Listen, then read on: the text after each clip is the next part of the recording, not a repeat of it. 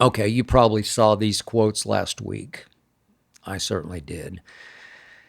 They shocked me maybe more than they did any other sports fan, especially golf fans. These quotes shook me up the most because I do believe in God. Let me explain. Scottie Scheffler, who works hard at never saying anything to the media, just suddenly absolutely unloaded in a press conference about how winning major championships just wasn't fulfilling to him anymore, just didn't mean anything to him anymore compared to being a great father and a great husband. This was the day before the British Open. Scottie Scheffler, the prohibitive favorite, said, and I quote, "This is not a fulfilling life. It's fulfilling from the sense of accomplishment, but it's not fulfilling from a sense of the deepest places of your heart." That's something that I wrestle with on a daily basis. It's like showing up at the Masters every year. It's like, why do I want to win this golf tournament so badly? Why do I want to win the Open Championship so badly? I don't know, because if I win, it's going to be awesome for 2 minutes, said Scottie Scheffler.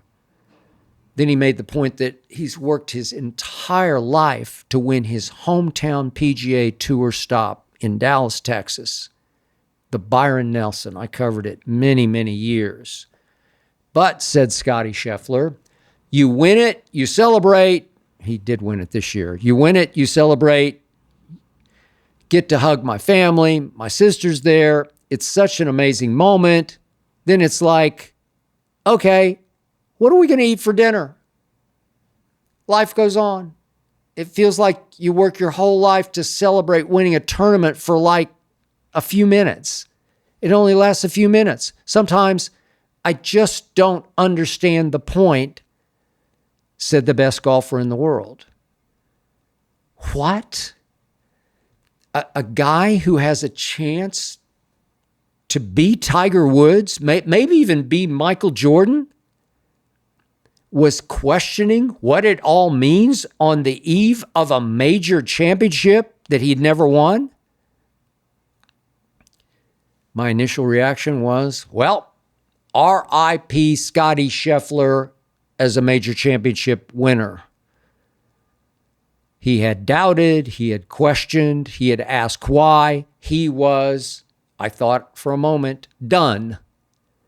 You know me, I'm all about the GOATs being cold-blooded sports killers, being obsessed with winning to the potential detriment of everything else in their lives. Win or else. Win or bust. Win or go home to nobody. See Tiger Woods. See Michael Jordan. See Tom Brady.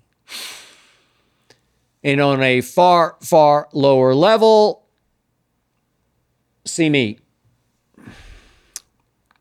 Yep, I've always been obsessed with maximizing the talent God gave me. Now, I have come to resist, as I've said before, the label of Christian, or especially evangelical Christian, because so many non-believers now use these labels against true believers because they connote far-right hypocrisy. I did grow up attending a Methodist church, still do, but I prefer to just say, I believe in God and I believe in the Bible, and leave it at that, because that is what I do. So I believe I can understand Scottie Scheffler better than other commentators who do not know God, worship God, understand anything about what Scottie Scheffler deeply believes, because I do. Look, there are a lot of hypocritical Christian athletes out there. I have known many of them. Scottie Scheffler is not one of them. I believe Scottie Scheffler is a true believer, that he's a legit God guy, that he does have God in his heart. But here's where Scottie Scheffler and I differ. to use a word Scheffler has often used, I felt called by God, to be the very best truth-telling commentator and writer I could be, the very best. However I could maximize my talent that God gave me, I'm going to do it. To do so, I sacrificed having children because I saw that correctly raising children would be a huge time-draining distraction from maximizing my talents, which were public speaking, debating, understanding sports at the highest levels, writing at the highest levels for newspapers and magazines and book publishers. You might say I took on the persona of a cold-blooded media killer driven to achieve at all costs while honoring God and giving, or as we say, tithing to my church, supporting other great causes, as I have over the years. I have been blessed. I do give back. But my obsession cost me my first marriage, and there have been times, many times, I've wondered if Ernestine would keep putting up with me. I mean, it feels to her like I watched just about every game ever played. Thankfully, she does hang in with me.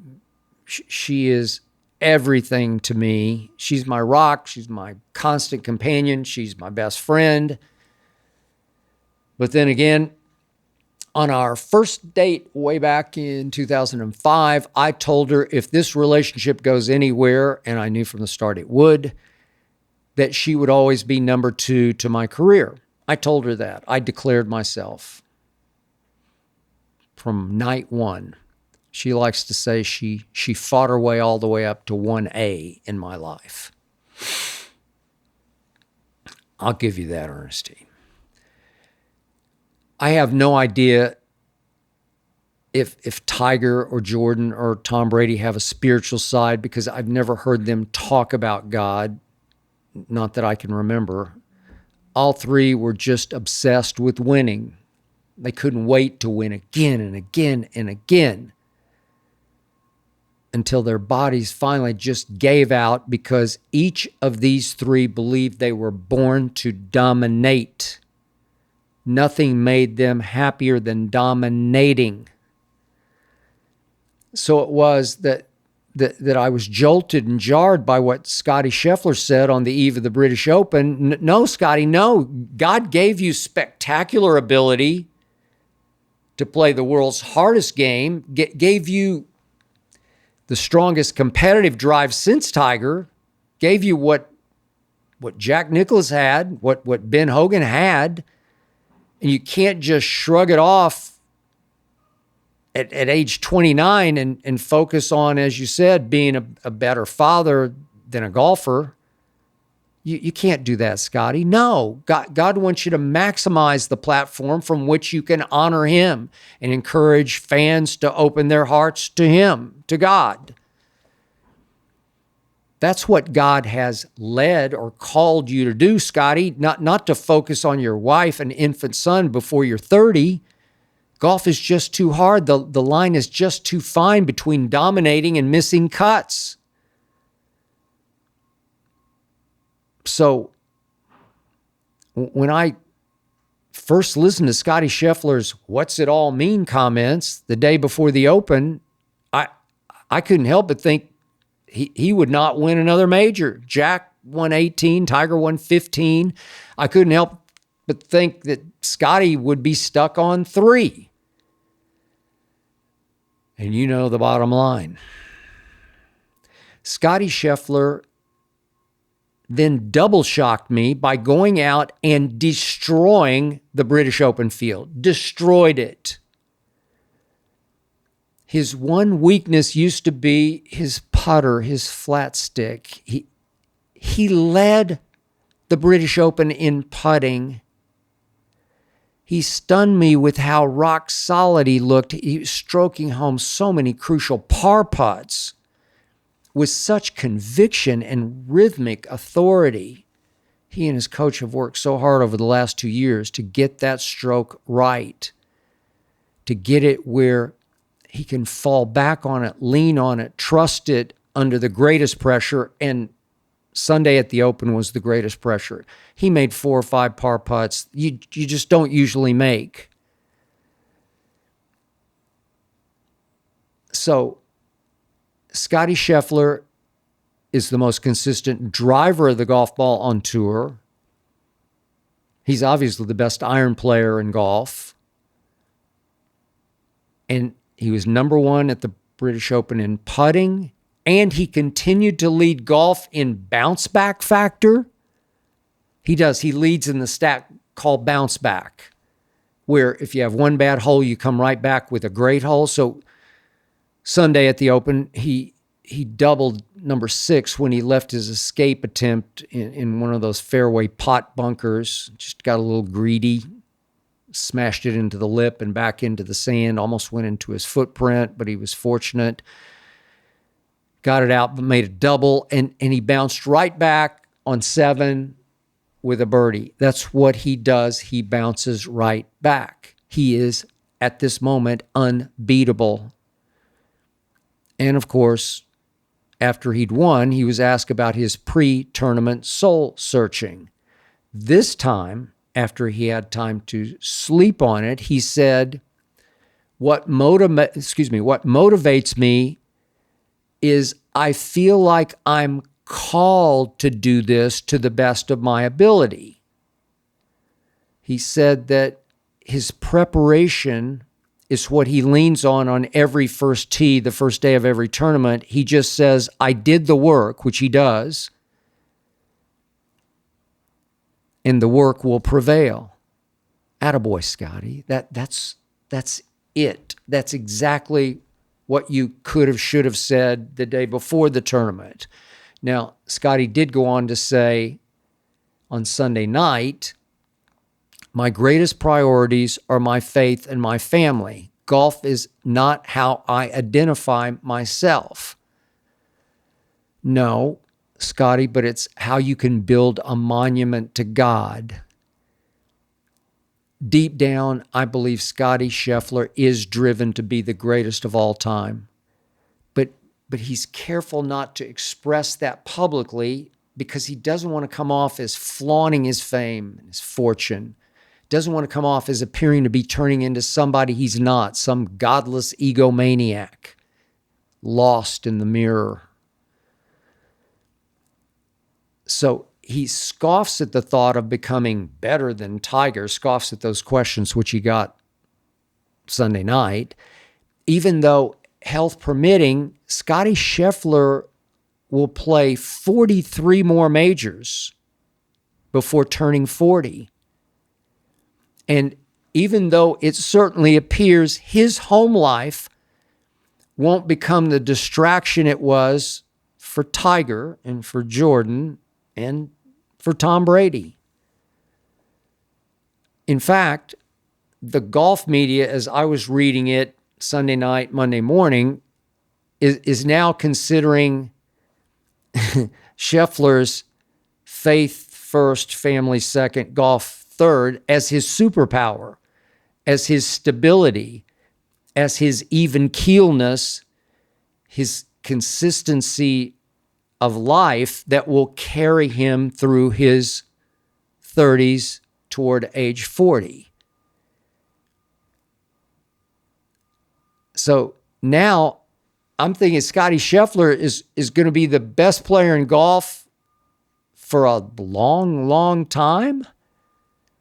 Yeah, I give you this. He can be boring to watch. I'm a golf nut, so not boring to me, but maybe to you. He doesn't hit it as far or as wildly as Tiger did in his heyday. And Scottie Scheffler doesn't have anywhere near Tiger's flair for the dramatic or Tiger's thunderstorm emotions constantly on display. It's like Christian athletes never seem to have much edge, always written off as boring. But trust me on this, Scottie Scheffler's competitive toughness is right there with Tiger's. his ability to last in this sport is well beyond Tiger's. If Scottie Scheffler just keeps winning majors, the routinely boring will become must-see legendary, as God is my witness.